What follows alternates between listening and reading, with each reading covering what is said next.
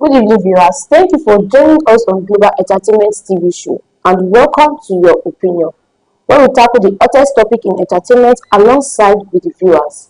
So be sure to send in your opinions while the show goes on. Send us a message or WhatsApp or interact on our comments sections as well. We would love to hear from you. Today's topic is haunted and executed.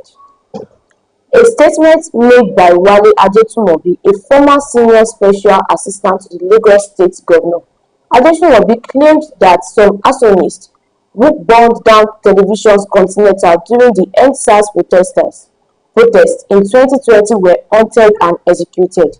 This statement has sparked controversy and accusations of state involvement in extrajudicial killings during the protest.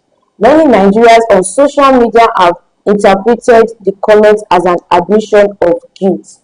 Bella, viewers, what is your opinion on this? Well, my opinion on this is that it feels like this government not is not what we think it It is is. for us, because number one is the life of the citizen, the life of Nigerian is not safe anywhere in Nigeria. You can't actually expect the government to actually protect you, and then they are the one that turns against you. Because if anything like this happened, that 2020, it was a free and a peaceful protest that was happening. Nothing serious, because I was here, music was going on in that Lekki toll gate, and then food was being shared. Even if there is going to be need that, okay, there's a hoodlum that actually hijacked the protest, this thing needed the time to actually go into investigation in it. But throughout the protest, it was like we needed our government to hear us. The SARS are harassing the youth. People are losing their life daily, and then they needed the government. But I don't expect the government to actually turn around and then start hunting and then executing people without law and order. That is wrong. It's very, very wrong. To my own opinion about it, I would say the extra killing it's uncalled for. It's not something we should be doing as like the government officials that went out on this killing and everything. This happened. I think it was about the TVC station hoodlums that came to vandalize the station and everything. Well, after this has been settled already, they went hunting those people. After hunting them, they killed them. Some of them said they executed them alive, as in an hidden assassination being done to all these people. And this case was not brought to the court, was not brought to any judge or any authorities. They went underground. The government authorities went underground to kill these people. I believe extrajudicial killings is not something we should be supporting in this country. It has been going on hiddenly.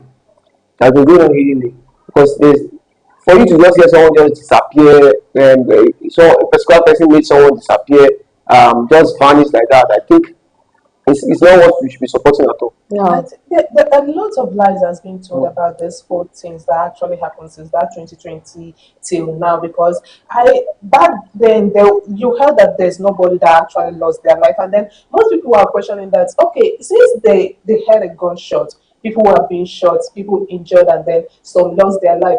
And the funniest part is that no families of those that actually lost their life actually came Came out out to to do say anything. to say that my child was among the people that Was actually killed. was killed. So, and then people were like, okay, maybe it was just it's few, and there is nothing more, not enough, lot of people that actually lost their life. And then later on, it was confirmed that some of those families were being compensated with cash and Mhm. all that, and then keep them quiet. And then, which was like, why would you accept money on the behalf of what the government actually did to So, you and your family? Because this thing is like, we needed to have the government responsible. Like, why would you send army to go and vandalize shooting at people that is making a peaceful protest? Because all through the protest was fun, and then everywhere was lively. okay. Music and all the celebrity were coming up, and then later in the night, after the celebrity had returned back to their home,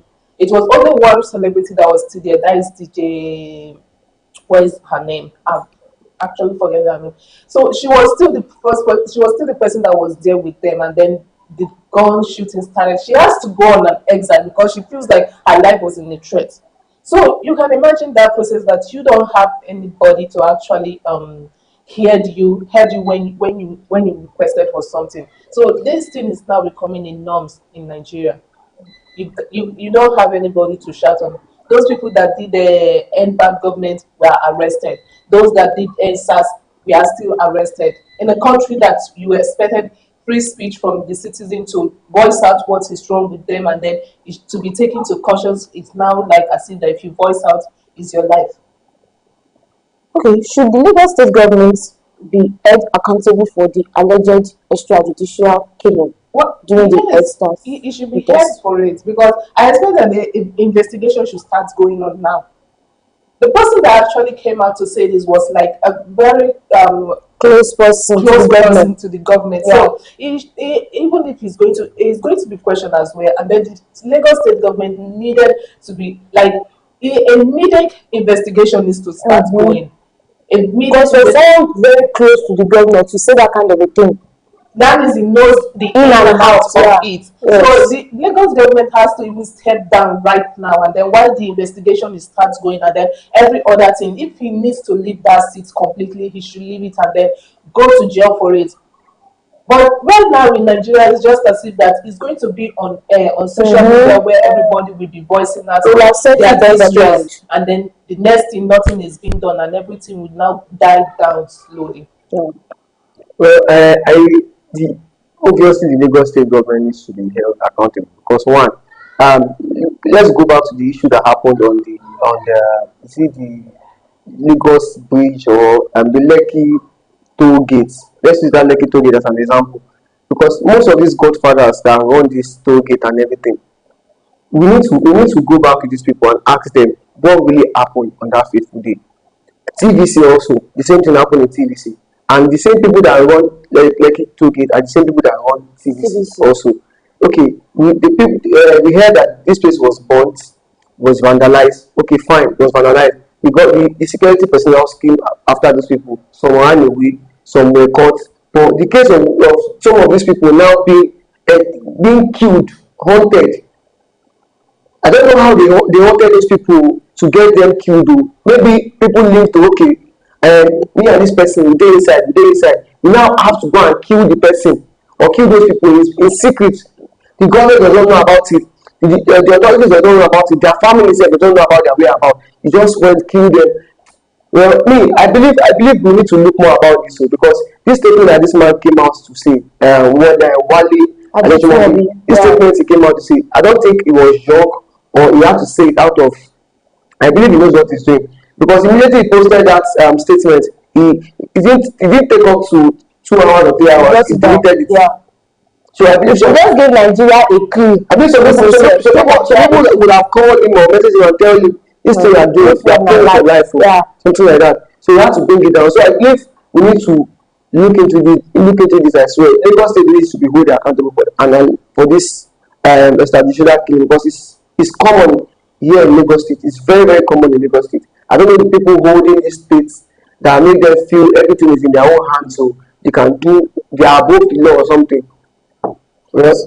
So what implications does adopting of these statements have for the government's credibility and trustworthiness? Well, it has killed the credibility of the government and the trustworthiness because one, hearing this alone said most people don't trust. The trust we have for the Lagos State government and the authorities now is going to reduce.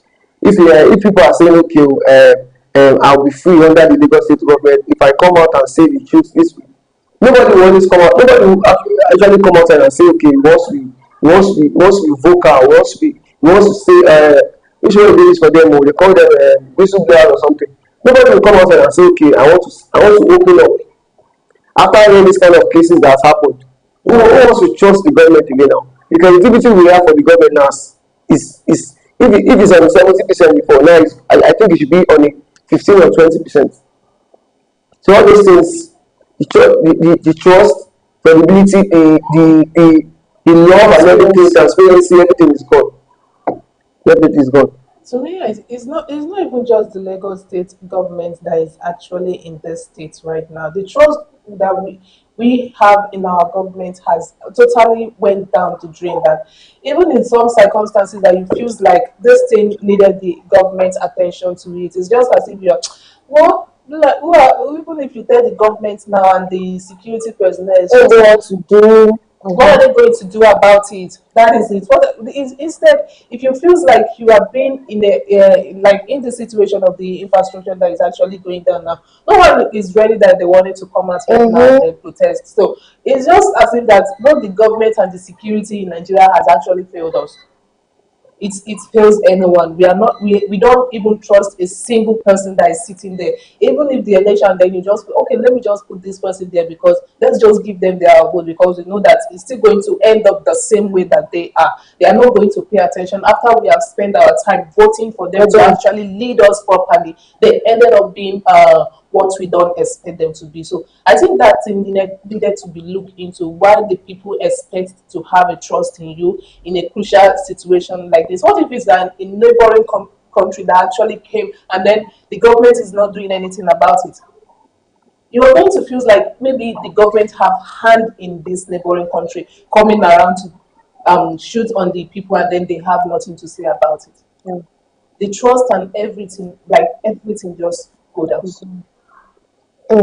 So how can the government ensure accountability and transparency, as you said, in its handling of protests and security operations?